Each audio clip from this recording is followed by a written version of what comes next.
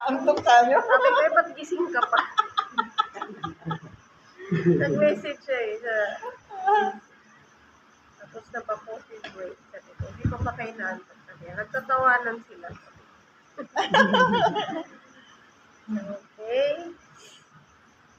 So, karugtong ito nung pinag-aralan po natin kanina. Kung mapapansin po nito.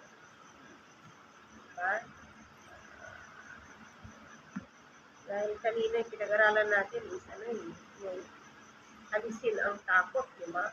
Pagtitiwala, ano? Pagtitiwala. Dito naman, dito kanina is alisin ang takot. Dito parang ipinaikot naman mo dito yung word na huwag kayong matakot. Talaga, pinagdidiinan po sa atin ng ating Panginoon sa gabi ito na huwag po tayong matakot. Ano man po ang daanan natin sa buhay, na talagang nariyan pa rin siya. Sabi nga po dito sa awit 89 verse 8, na ang lubos na makapangyarihan ng ating Panginoon. Ang katulad niya ay walang katulad ng kanyang kapangyarihan dahil ang Diyos nga ang ating Alpha at Omega, siya ang Diyos na makapangyarihan, siya nakakapag-control ng bawat isa na gano'n man kalaki ang takot natin, talagang kayang-kayang pawin ng Panginoon kung tayo lang po ay lubos na magtitiwala at sa Kanya lang po tayo aasa. Dahil sabi nga po sa awit 23 verse 4, kung kaagapay, ano po ba yung kaagapay? Kung kasama mo palagi ang ating Panginoon, ang Kanyang banal na Espiritu, ang Kanyang ipagkakalob sa atin, kahit kamatayan, di mo katatakutan. Yun nga, kahit na siguro darating po kasi yung panahon na lahat ng mga Kristiyano, mayroon na po mga bansa na lahat ng mga Kristiyano, siguro na ano nyo sa news yun, yung pinapatay sila, nakahile-hilera pa nga sila dyan na babalita na nag-spread sa social media. Parang sa ano yun, sa Nigeria ata o India. Diba? Mayroong nakahilera na gano'n na Pakistan. kung sino yung talagang pinaninindigan nila yung kanilang pananalig at pananampalataya. Sabi niya, huwag ka maghayag, pero lang hayag sila kahit na ano, nagtatago sila para mayroon lang gawain. Pag nahuli sila, pinapatay po sila. Yun yung sinasabi na hindi ka matatakot hanggang kamatayan kung ang kasama mo ay ating Panginoon. Para papipiliin ka, buhay o kamatayan. Anong pipiliin mo? Parang pinili mo, Diablo o Diyos? Oo. Diba? Kasi kung ipapatuloy mo ang paghahayag, ipapatuloy mo paniniwala kay Yesu Cristo, papatayin ka. O kung silang paniniwalaan mo, bubuhayin ka nila. So, anong pipiliin po natin? Buhay o kamatayan? Buhay. Kamatayan mo. Mamatayan na. Hindi, nakikinig si Brother. Mamatayan. Diba, kamatayan, di ba? Mamamatay man na yung physical mong katawan, pero yung spiritual mo kasama mo ang Diyos eh. Kasi ipinaglaban natin yung ating pananalig at pananampalataya. Alam natin na kahit patayin tayo, ang pag-asa ng ating kaluluwa ay nasa ating Panginoong Jesucristo. Kaya, pag tinanong ka ako, anong pipiliin mo, dito na tayo sa na physically dead but spiritually alive sa ating Panginoon. Dahil kasama po natin ang ating Panginoong Jesucristo. Amen po. Kasi nga sabi ng Diyos dito sa awit 23, na pinoprotektahan ng Diyos ang sino mang sumusunod sa Kanya. Diba? Kahit na ano man ang nararanasan natin. Kaya, kasi kung minsan iniisip ng tao yung physical lang eh, isipin po natin yung spiritual. Kasi yung physical, panandalian lang yan. Pag namatay ka, magiging abo ka dahil galing ka sa abo. Galing sa alikabok, pag namatay ka, magiging alikabok ka. Pero yung spirito mo, yan ang iniingatan ng ating Panginoon. Yan ang mahalaga sa ating Panginoon, hindi physical na katawan. Kaya, sabi nga ng Panginoon na, iingatan niya, di ba?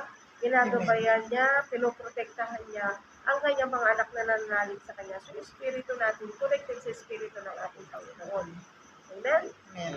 Kaya, manindigan lang po tayo sa ating pananalig at pananalig. Kung anong trabaho binigay sa atin ni Lord, panindigan po natin. Amen? Dahil ang proteksyon ng ating Panginoon nasa ating po lahat na nananalig at nananampalataya sa ating Panginoon. Hinalin tulad din po niya dito sa awit 23, yung pastol, di ba? Sabi niya, ang tungkod at pamalo bilang gabay. Amen? Ang isang pastol ng mga tupa, ano pong hawak nila? Tungkod. Ha? Kung ikaw ba'y nagpapastol ng mga tupa, maglalakad ka lang ba? Mayroong pamalo. Meron kang hawak eh. Di ba meron kang silang hawak? tawag ng pamalo or tungkol. Ano pong ginagamit nila doon? Yun po nag-guide sa kanila, di ba? Pagkano igaganito niya yung mga tupa, doon sila Pagdagdag. sumusunod, nagiging gabay yun. So yun din po magiging gabay natin. Hindi naman po ibig sabihin na papaluin tayo sa pwede, Lord. Di ba? Yun po yun po yung gabay natin, yung kanyang pamalo at tungkod o baston ang ating gabay. Sa paanong paraan? Marami pong paraan ng Panginoon para gabayan tayo. Andiyan yung paalalahanan tayo, gaya po ng Brother Marshall, matagal silang nawala, pero ginamitan sila ng ating Panginoon ng kanyang pamalo or ng kanyang tungkod para muling maigabay na magbalik doon at muling maglingkod sa ating Panginoon. Sa iba-ibang paraan na tayo ginamitan ng Panginoon na iba't ibang pamamaraan para tayo ay patuloy na maglingkod o huwag tayong bibitaw o patuloy tayong maging matatag sa ating paglingkod sa ating Panginoon. Amen?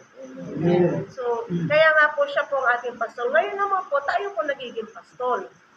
Amen? Kaya may mga pagkakataon, especially mga leaders, may mga pagkakataon po na napupuna po natin ang mga kapwa natin, mga members o ang nating nasasakupan para po sila maituwid. Amen po, para sa pagtutuwid at para po hindi sila yung malulong dun sa maling nagagawa nila at magkaroon po ng direksyon ng kanilang buhay or maging tayo ng mga manggagawa na itutuwid tayo para hindi po tayo mahulog sa pagkakasala. Amen? So sabi naman po sa awit, ano po tayo, awit, ano? 56 verse 54. Madami. Pag-asa at pagtitiwala sa Diyos. Ilagak po natin. So, yun po, pag-asa at pagtitiwala sa ating Panginoon, lagi po natin ibibigay dahil wala naman po tayong ibang talagang aasahan. Ngayon po, ang daming kamatayan tayong nararanasan o mararanasan pa. Pero kung nagtitiwala ka sa ating Panginoon, malalagpasan po natin lahat. Amen? Kahit anong problema. Yung sabi, wala kayong makain, sabi nga, hindi mo daw hiniling, kaya hindi ka na bigyan. So, pero ang pag-asa pa rin natin ay nasa ating Panginoon. Amen. Amen? Amen. Higit kayong mahalaga kaysa maya. Ano po yung maya? Yung ibon. Ibon na. Maliliit. Sa Pangasinan, tawag niya doon. Ano yaw? Ano yaw? May tawag pa nila isa. Lumilipat-lipat na maliliit. May tawag pa silang isa doon eh. Sweet. Sweet. Sweet. Diba? Lumilipat O sa bakit simbahan. tinawag na sweet? Kasi, very sweet. Yung maganda ang katangian po ng ibon eh. Kahit na maliit siya, di ba? Kung tinitirador nga lang po yan, di ba? Pero kahit tiradorin sila, minsan hindi sila nauuli. Dahil sa katangian nila na binigyan ng Panginoon na katangian nila na maging maliit, pero maging maliksi. At mabilis silang lumipad. Kahit lumapod dyan, hindi mo agad-agad yan mauuli dahil sa, yun po yung protection na ibinigay sa kanila ng Panginoon na maging maliksi po sila. Maging mabilis sila na yun nga po sabi ni Lord na ang mga maya nga ay hindi ko pinapabayaan. Diba? Sabihin, maliit na ibon, pag ibinenta, maliit na halaga, pero iniingatan pa rin ng Panginoon. Tayo pa kaya na nilikha ng Diyos na napakalaki ng halaga para sa Kanya. Amen. Tayo pa ba'y Kanya papabayaan? Hindi po niya tayo papabayaan. Amen? At wala po siyang anak na nilikha niya na kanyang pinabayan. Kaya nga po binibigyan niya tayo palagi ng chance. Every morning, kaya good morning. Kasi sasabihin natin, Lord, good morning. Salamat, may panibagong araw na pagkakataon o chance para ayusin ko ang buhay ko. Panibagong pagkakataon para ituwid ko ang pagkakamali ko. Panibagong pagkakataon para maglingkod ako sa iyo. Panibagong pagkakataon para tuparin ko ang pangako ko sa iyo. Panibagong pagkakataon para gampanan ko ang tungkulin ko. Diba? Panibagong pagkakataon para magpagamit sa iyo, Lord. So, yun eh. Kaya, very good morning kasi ang daming chance. Diba? Binigay ni Lord sa atin na kung sana natin sasayangin na, ay, pag-isip ko, ano ba yan? Bad morning. Bad morning. Very good kasi dumilat ang mata natin eh. Very good morning kasi nakita mo yung kapamilya mo, ay, gising pa rin sila. Diba? Ay, good morning kasi kahit walang kape, meron akong tubig na pwedeng pakuluan. So, blessing. Diba? May blessing, may pag-asa kaya very good palagi. Kaya dapat dati natin sa good morning. Amen. No? Sa bawat umaga ay may pag-asa. Amen. Amen. So, sabi po nga doon, sabi nga dahil bawat umaga ay may pag-asa, sabi sa Pilipos naman, huwag kayong mabalisa. Bakit pa tayo mababalisa? Kung nandiyan naman po ang ating Panginoon. Ang kailangan lang po natin gawin, yung kanyang bilin na ipaalam ninyo ang inyong mga kahilingan. Amen. Hindi natin sinabi sa kanya, Lord, hingi ako sa iyo ng ano. Diba, our Father, o Ama namin, give us this day our daily bread. So yun po yung itinuro niya sa atin na dasal na humingi tayo araw-araw na kakainin natin sa araw na ito. Hindi po, Lord, bigyan mo po ako ng maraming abasto sa loob ng isang taon. Hindi naman niya tinuro Hindi yun. niya tinuro yun. Bakit? Magbubulukan ka.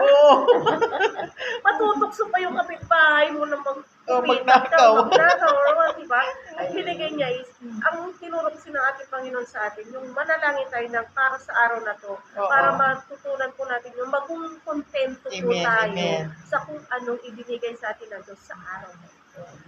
Huwag tayong sumubra ng hangat-hangat kasi sa sobrang taong na kumahangat ng napakarami, doon po nahuhulog sa pagkakasala. Natutokso tayo sa ibang kasalanan. Amen. Kaya ang sabi lang niya, ipalam ninyo ang inyong mga kahilingan. Ano man ang kahilingan natin? Sa pamilya, sa anak, sa negosyo, sa bukid, sa trabaho, kahit na naman, sabihin lang po natin yun sa Panginoon. So, ang nangyayari po sa karamihan, bago lumapit sa Diyos, bago humiling sa Diyos, nauunang lumapit sa mga marites.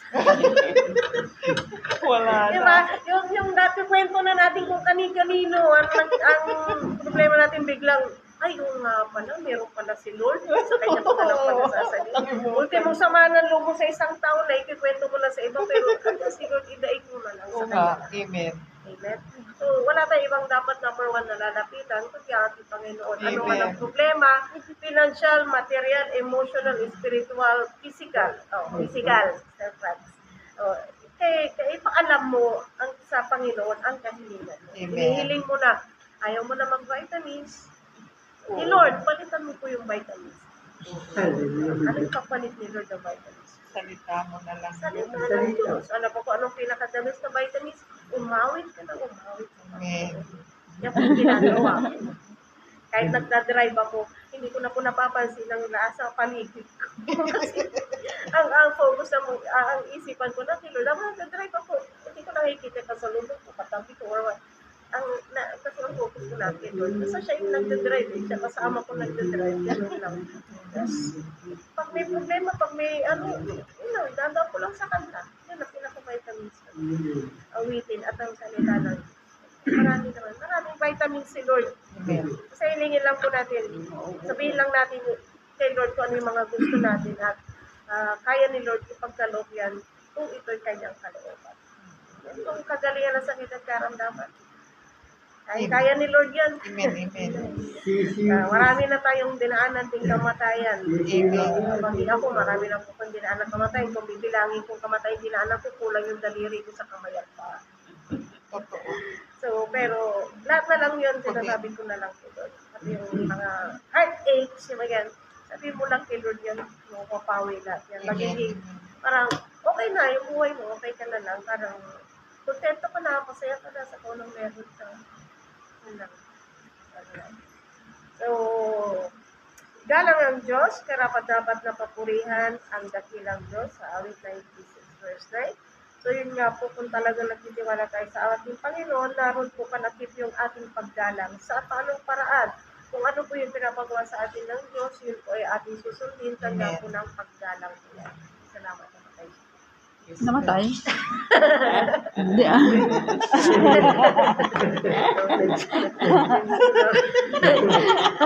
Ay, namatay, sorry. Okay. Dalang natin. Patalastas. Yun po ay galang po natin ang ating Panginoon. Sa paanong paraan, pag may paggawa po sa atin ang ating Diyos, sundin po natin yun po yung way ng kasi para sa magulang yan eh. May pinagawa sa'yo ng ang Buhay na magulang mo, buhay. may sinasabi ang magulang mo sa'yo, tapos sasabihin mo, ano yung sabi ng mga bata ngayon? Wait lang, mamaya na, Cellphone kulang na lang muna. sabihin, bukas na lang, tay. Ganun din po ba sasabihin natin kay Lord? Sabi ng Diyos, ngayon, anak, maghayag ka. Ganon. Basta ka ng Biblia. Lord, mamaya na lang, pasto lang. Wait lang, busy pa ako eh. Matutulog pa ako. Wala tayong paggalang noon, di ba? So, igalang po natin ang Panginoon sa pamamagitan ng pagsunod. Amen. Amen? Pagsunod. Kasi doon po natin makikita ang parang sa atin, minsan sasabihin mo, wala kang respeto. So sabihin natin sa mga anak natin, sa mga po natin, bakit natin sinasabi? Kasi hindi nila tayo sinusunod. Diba? Kasi kasi sinusunod ka, lakit nun, hindi ka ginagana. Oo. Ganun din po yun. So, igalang po natin. Parang ako, nagpapasalamat din ako sa inyo dahil pag may sinasabi po ako, ay sumusunod po kayo. It means na, nandun po yung respeto natin sa akin. Amen. Kaya, yun po ang importante na ipakita po natin sa ating Panginoon yung ating paggalang. Amen. Sundin po natin ang lahat ng kanyang ipinag-uutos o Amen. ipinagagawa or ano man ang ipinapagawa sa atin ng ating mga nakakataas bilang paggalang sa Panginoon dahil kami nagiging instrumento ng kami ng Panginoon na dinadaluyan ng kung ano po ipapagawa sa bawat isa. Kasi hindi naman namin alam lahat eh. Si Lord lang din ang nakakaalam. Amen? So, yun po, Isaiah 9 verse 6 is, sabi nga po, ang Diyos ng kapayapaan, ang Prince of Peace. Amen? So, pag inilagak na po talaga natin ang ating buhay sa Panginoon, wala na tayo pang mararanasan kundi kapayapaan. Amen. Kahit anong problema. O dumarating po yung sigalot, dumarating yung may nakakaalitan ka, Oo. meron dumarating yung nasaktan yung damdamin mo, nasaktan yung ego mo, pero pagkalipas lang na ilang minuto, sabihin mo, Lord, masakit. Tapos mamaya wala na, kasi payapa na yung isipan mo, Oo. payapa yun na yung Amen. damdamin. Lord, ayoko na itong nararamdaman ko na ganitong, mabigat sa damdamin, mabigat sa dibdib. Pag in-offer mo na kay Lord, mamaya, payapa ka na eh, Amen. dahil yung Sister Ready, nawalan ng anak. Sa kapitbahay na yung anak niya, tuwing lilingon siya, naalala niya, wala na yung Oo. kanyang anak. Nakikita niya sa pag ganitong oras, yung anak niya, ganito ang ginagawa, ano po yung hinihiling daw nila palagi na, pawiin yung kanilang comfort na aliwin sila. Diba? Nabigyan ng kapayapaan ng kanilang damdamin, ng kanilang isipan. So, ang ginagawa yung Sir Remy, nagahayag kanina, tawa pa ng tawa. Diba? Nag-i-enjoy sila yun. Parang, nararanasan nila yung kaligayahan sa piling ng ating Panginoon. Amen. Amen. Amen? So, Kawikaan 2, 5, and 6, magtiwala lang tayo sa ating Panginoon at ituturo niya sa atin. Diba? Ang tamang landas. Wag lang po natin pairali ng ating sariling karunungan. Yun nga po yung sinasabi ko kanina na magkaroon po sana tayo ng discernment. Yun po ang hilingin natin dahil importante po yun para malaman po natin kung ano po ang ibig ipagawa sa atin ng ating Panginoon at kung nasa tamang landas po ba tayo. Amen. Amen. At kung tama po ba yung ginagawa natin. Kasi marami ang bulong dito eh. Oo. Totoo yun. Meron yung, tama yung desisyon mo, yung gusto mong gawin, pero mamaya may susuhol dito. Hindi yan. Tapos meron dito, naglalaban na eh. Tapos naglalaban-laban pa yung sarili mong karunungan. Naglalaban pa yung mga bumubulong sa iyo. So, kailangan natin mag-pray. Lord, ano po ba dapat mong gawin? Manalig tayo lang sa Panginoon. Palagi natin, every time na na-encounter natin yung gano'n, prayer is the best. Simple lang naman eh. Lord, diba? Nalilito ako, hindi ko po na mga gawin ko. Lord, samahan mo po ako. Lord, i-guide mo po ako. Then, hingin po natin yung discernment para magkaroon po tayo ng direction. Importante po yun. Amen? 1 John 4 and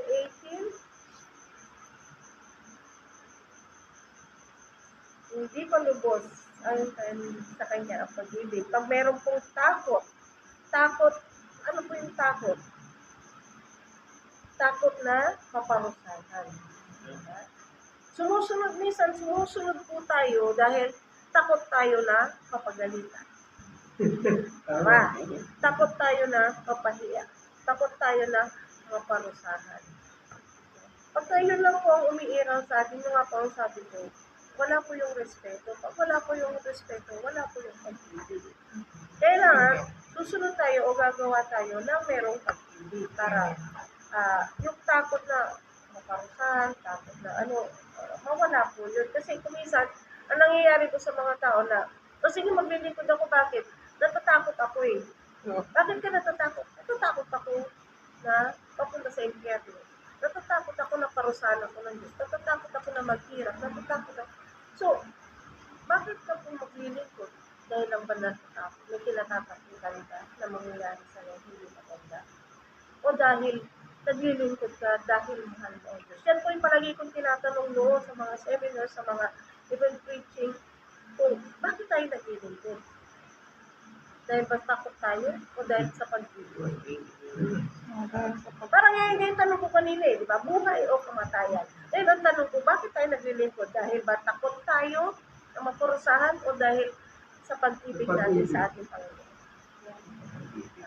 Kasi kung ang pairamin po natin, takot tayo.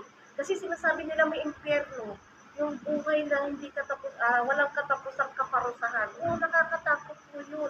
Pero pag yun ang pairamin natin, so lalo tayong tatakutin ng diablo. So pag may pagkakataon, napabagsak tayo. So isang kahilingan natin sa Panginoon, biglang na hindi tayo napagbigyan, umabagsak tayo. Pero kung buo ang pag-ibig natin sa Panginoon, matatalo ng yung takot eh. Pag pag-ibig ng Diyos, buo ang pag-ibig mo sa Diyos, diretso ka, tuwid pa rin yung gagawin mo, hindi ka magkakasala. Pag di ka na magkakasala, bonus na yung hindi ka mapupunta sa Panginoon. So wala kang takot. Yung naglilingkod ka dahil mahal mo ang Diyos. Sinusunod mo ang utos ng Diyos dahil mahal mo ang Diyos at nire-respeto mo ang Diyos. Hindi dahil sa, ay takot akong masunog sa impyerno. So nasa yung pag-ibig mo sa Diyos, tatakpan ng takot. So pairalin natin, ang puunin po natin dito is yung pag-ibig natin sa Diyos. Amen? Diba? Kaya ako nagsiserve ng sacrifice dahil mahal ko ang Diyos. Kaya ako sinusunod ang utos ng Diyos dahil mahal ko ang Diyos at nire-respeto ko ang Diyos. Lahat ng nahilingan natin, o gusto natin mangyari maganda sa buhay natin, bonus na lang po yun. Yung hindi ka mapunta sa impyerno, diniretso mo yung daan mo patungo sa ating Panginoon dahil sa pag-ibig mo sa Diyos, bonus na rin yun. Hindi ka mahuhulog kasi dumiretso ka sa pag-ibig mo sa ating Panginoon. Diba? O binigay nga niya kanyang pugtong na anak sa atin dahil sa pag-ibig, ay isusukli po natin sa ating Panginoon. Pag-ibig. Alam sa mag-asawa, di ba? Yung lalaki, mahal niya yung babae. Eh yung babae naman, pinaglilingkuran niya yung asawa niya dahil takot lang siya, ayaw niya mabugbog. Pagdating ng pagkakataon na ano mangyayari, meron time at time na nag-aaway pa rin kasi wala yung love, wala yung respect, wala yung pagtitiwala. Okay? Pero kung buwak yan, ang umiiral sa kanila is pag-ibig mo yan. Magre-respetuhan, magsusunuran, magbibigayan. Magiging maayos sa buhay nila. Ganun lang din. Sa ganun din po sa Panginoon. Amen. Kaya, palitan po natin yung takot na mapurusahan sa pag-ibig natin sa ating Panginoon. Mas pairalin po natin ang pag-ibig ng Diyos. Dahil kung ang pag-ibig ng Diyos ay nasa sa atin, sabi nga po, wala na ang takot. Wala na ang takot. Dahil alam natin na ang minamahal natin na ating Panginoon ay hindi niya tayo iwan. Hindi niya tayo pababayaan, kasama natin siya palagi. At meron pong banal na Espiritu na ipinagkaloob niya sa atin na siya magiging gabay po natin at taga-pamagitan natin. Ayon nga po sa Roma 15 verse 13 na sa pamamagitan ng banal na Espiritu ang paglago ng ating pag-asa. Ang ating pananampalataya, magkakaroon tayo ng kagalakan at kapayapaan. Amen? At sa Mateo 7:24-25, ang bawat nakikinig at nagsasagawa ng mga salita kung ito ay may tutulad sa isang taong matalino. Kaya nga po, may mga professionals, marami silang natapos, matalino, mga valedictorian, cum laude, magna cum laude, kung anong pa yung honor na natanggap nila. Pero, sa paningin ng ating Panginoon, sila ay mabang. Kung hindi sila marunong sumunod sa ating Panginoon, o hindi nila iniibig ang ating Diyos at hindi nila tinanggap ang ating Panginoon sa Diyos sa tagapagligtas. Kasi hindi nila alam ang kahantungan ng katotohanan ng kanilang kaluluwa. Diba? Kaya po, ang sabi nga po, ang nakikinig at nagsasagawa. Kumbaga, hindi mo lang basta memorize ang Biblia, kundi application. Diba? Alam mo ang salita ng Diyos, nakikinig ka sa mga preaching, nakikinig ka sa mga turo, pero hindi mo isinasagawa. Ano po kaya ang katulad mo? So, kailangan, pakinggan mo, i-meditate mo, i-apply mo. Para makita ng tao na ikaw ay Kristiyano, makita ng tao yung salita ng Diyos, kaya mong isabuhay. Diba? Kaya mong isabuhay. Pag kaya mong isabuhay, kaya mong i-share. Pag kaya mong i-share, may mga taong maniniwala sa ating Panginoon. So, kaya dami sila na magtitiwala sa ating Diyos. Amen? At ang sabi nga po dito, mga taong matalino. Mga taong matalino na nagtayo ng kanilang bahay, ang pundasyon ay bato. Diba? Kasi nga, ang iniisip na ng mga taong matalino, bakit sila gumawa ng pundasyon ay bato? Itinayo nila ang bahay sa bato, sa ibabaw ng bato. Dahil alam nila, ang bato ang ginamit ko is matibay. Diba? Amen. Yan, magiging matibay yung bahay nila. Ano man bagyo ang dumating, nakatayo pa rin ang kanilang bahay. Amen? So, ganoon din po tayo. Ang pundasyon natin ay ang salita ng Diyos, ang ating paniniwala at pagtitiwala sa ating Panginoon sa Kristo. Kaya kahit ano man ang gawin sa atin, ito, nakatayo pa rin tayo. Ang dami na nating bagyong ginaanan, pero nakatayo pa rin tayo. Sabihin, nakatayo yung tahanan natin sa ibabaw ng bato at ang pundasyon niya ay bato. Sabi nga po sa mga propeta na ipinagkatiwalaan ni Yesu Cristo ang mga propeta at apostol upang pamahalaan ang kanyang gawain sa lupa. Yun po yung mga taong matatalino na nagtayo ng kanilang bahay sa bato. Sila po yung mga propeta at apostol na pinagkatiwalaan ng ating Panginoon si Cristo. Then, hindi na ipagkakatiwala ang kanyang iglesia sa mga taong hindi naman nito lang kayang pamahalaan. Oh, amen. So, tayo, parang hindi ipagkakatiwala sa atin o maging sa inyo, pagkakatiwala ang paghahayag ng salita ng Diyos kung hindi nyo ito kayang gampanan. Kaya, yung takot, alisin na po natin. Amen. Si Lord ang pumili sa bawat isa sa atin, sa bawat tungkulin na ibinigay sa atin. Sabi nga, ang isang simbahan ay parang bahagi ng katawan na iba-iba ang kanyang tungkulin. Bahagi. Iba ang tungkulin ng kamay, ng daliri, ng braso, ibang tungkulin ng paa, ng bibig, etc. sa anong katawan natin. Ganun din po sa simbahan. Kung ano po yung trabaho ibinigay sa atin, huwag po nating maliitin yun, o huwag din natin ipagmayabang, o huwag natin, ay, ganito lang ako. Kasi lahat po yan ay may bahagi. Amen? Bahagi yan. Pag nawala ang isang kamay mo, mahihirapan na, di ba? Kulang na. Nawalan ka ng tenga, hindi ka na makakarinig. So, lahat importante. Amen. Sabi nga nila, yung pinakamabaho at pinakamapangit na parte ng katawan is importante. Ano daw yun? Yung puwet. Pag hindi ka umutok ng umutok at hindi lumabas ang poop mo, ano mangyayari sa katawan mo? Mamamatay. Malalason. Mamamatay.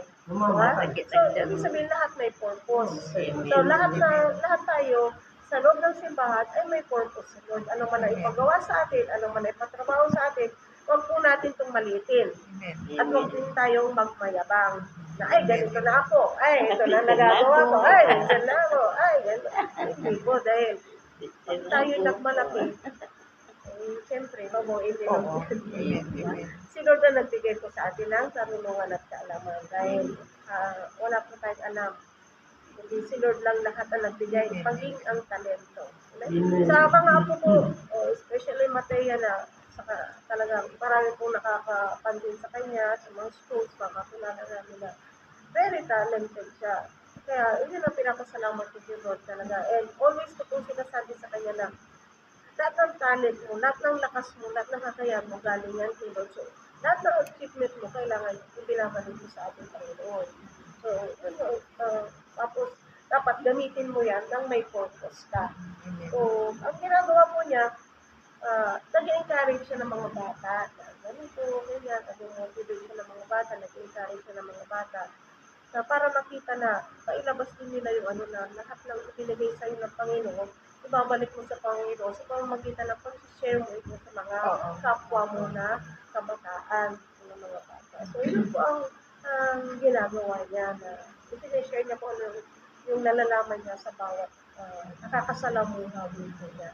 So, kung ano man yung blessing na natatanggap niya, lagi ko siya nire-remind na galing yan sa Panginoon, kaya hindi pwede ipagmalaki o ipagbayabang, kundi kailangang ibahagi para sila din makita nila kung ano yung panagkaloob sa kanila ng Panginoon at magamit din nila at may bahagi din. Para gano'n, share mo na i-share. Yung pinag-sharean mo siya din na mag-share. Sa ganun din, sa Word of God. So, nag-preach tayo, na-preach kayo, napulot ko, i-share ko sa kanila, o may na-experience sila, ipapatutuo nila, para gano'n, di ba? Amen. Amen. Pasa-pasa. Asa-pasa yan sa lahat ng mga nangyayari sa atin. Kaya, sabi nga nila, mawala na ang lahat, pero ang salita ng Diyos nila. Wala. Kasi, continuous yan eh. Nire-relay natin na nire-relay yan. Unless, titigil tayo. Titigil kayo. Pero pag tumigil kayo, meron na naman ibang sisibol yan na gagamitin ng Panginoon. Pero, papayat mo kayo. Hindi. Sabi niyo, Lord, hindi. Hanggat may buhay, papagamit ko ako sa inyo. Amen. Yun lang eh. Hanggat may buhay, hanggat may lakas. Yan po tayo, pagamit lang po tayo sa ating Panginoon. Amen? Dahil nga po, sabi niya, isa tayo sa mga napinili upang pamahalaan ang kanyang gawain sa lupa. Dito po kasi yung trabaho natin eh. Trabaho natin ang mangisda. Mamalakaya. Mamalakaya. Diba? Mag-ani. Amen. Diba? Magtanim at mag-ani. So, yun po ang dapat natin trabaho. Kaya, kailangan po buo po ang ating tiwala sa ating Panginoon. Kaya, sino pa po may takot dito? Wala na. Wala na. Wala na po tayong takot. Dahil, ang sabi nga po dito, ang mahihina at mga napapagod ay kanyang pinalalakas. Kaya, dumadating man yung pangihina natin o kapaguran, pero tingala ka lang si basket. Amen. Pag humiga ka nga, napapagod ka eh. Try nyo, pag pagod kayo, anong gagawin nyo? Higa kayo. Pag higa ninyo, anong una nyo nakikita? Sa langit. Ito ba? Oo. Diba, pagka ano gusto nyo mag-relax, o iba ba nga dyan, pag-gising? God, hallelujah. Diba, yung iba pa pag-gising, anong gagawin? O kaya yung parang pagod na pagod, inaantok, tapos pag-ilat nilang ganyan. Oo, saan ka tumingin? Sa taas ka na naman tumingin, di ba? Kilod ka na naman. Nangiilat ka pag ganito mo. Hindi naman. Paano mo uminat? Ganyan ka eh. Pag uminat ka, gano'n na ka. Diba? Sarap Thank you, Lord. Thank you, Lord. Diba? Thank you, Lord. Alam mo, iilat yan. O kaya pag-gising mo, nakayuko ka kagad. Hindi, wala yun. Kaya pag matutulog ka, punta ka na sa higaan, pag ano, ganun ka na ka. Diba, hihaya ka muna. Oo. Taas ka na titingin. every time na napapagod ka, hindi lang tayo sa ating Panginoon. Amen. And then naman siguro dahil, sabi niya, yung kanyang, yung ating favorite, hindi kanya iiwan ni Kapabayaan. So, ipangawakan po natin yun dahil wala pong pangako ating Panginoon na hindi niya tinutupad sa mga tao, mga anak niya, tunay na nagtitiwala sa kanya. Amen. Sabi niya, hindi ba ninyo nalalaman, hindi ba ninyo narinig na itong si Yahweh, ang walang hanggang Diyos, ang siyang lumikha ng buong daigdig? Hindi siya napapagod. Sa isipan niya ay walang mapapagod. Hindi siya napapagod. So, bakit tayo mapapagod? Hindi ka napapagod si Lord eh, tapos tayo napapagod. Kasi ang dahilan natin, Lord, tao lang po ako. Hindi mo pala pwede Hindi pwede idahilan. idahilan yun. Oo, tao lang po tayo, pero meron tayo. Pasalamat palagi pala. Pasalamat tayo. Kahit nakakapagod, sabihin mo, Lord, ang kalakasan ko'y galing sa'yo. Lakas ko tayo. Kahit Sarap-sarap sa nakakapagod, Lord, pakiramdam nakakapagod na, Lord, nakakasawa na. Hindi po natin na po sasabihin. Hingin na lang natin sa Panginoon. Lord, ayoko po mapagod. Lord, ayoko magsawa kasi gusto ko po magpatuloy. Ay, kung sabihin sa'yo, oh, halik ka na anak. Yan. Kunin na kita. Ulit, Wala balik ka na. na, anak, ulit na kita. babay na, babay world, sabi na sa'yo. Babay Pilipinas. Diba? Halos naghihingalo na ako eh. Sabi ko, pagtingin ko gano'n, nag-iiyak. Ba't sila umiiyak? Nabuhay pa ako, sabi ko. Tapos itingin, ako doon, yung tingin ng doktor sa akin, eh, parang ang laki-laking question. At ang ganyan yung doktor, sabi ko. Pero yung isip ko, buhay na buhay. Diba? Kaya sabi ko, Lord, kung tapos na, ready na. Kung hindi pa ready ang mga anak mo, pauwi mo na ako. Ilahilig ko sa kanya, within 3 days, pauwi mo na ako. Lord. Kung kailangan pa ako ng Alam ko, meron pang hindi taong pa rin. nangangailangan sa akin, kahit isang tao lang na may nangangailangan pa sa akin, pauwi mo na ako, Lord, within 3 days. Kaya, within 3 days, pinauwi ako nito. Hindi lang pala isang tao. Sabi ko, paano kayo, hindi ko marami pa. Baka mamamatay. Ganun lang po yun talaga. Kailangan maging masaya lang po tayo sa paglilingkod. Kahit na mahirap ang buhay. Maging masaya lang po. Magkalak lang po tayo dahil kasama natin ating Panginoon. Yan. So yun lang po. Good morning again. Thank you, Lord.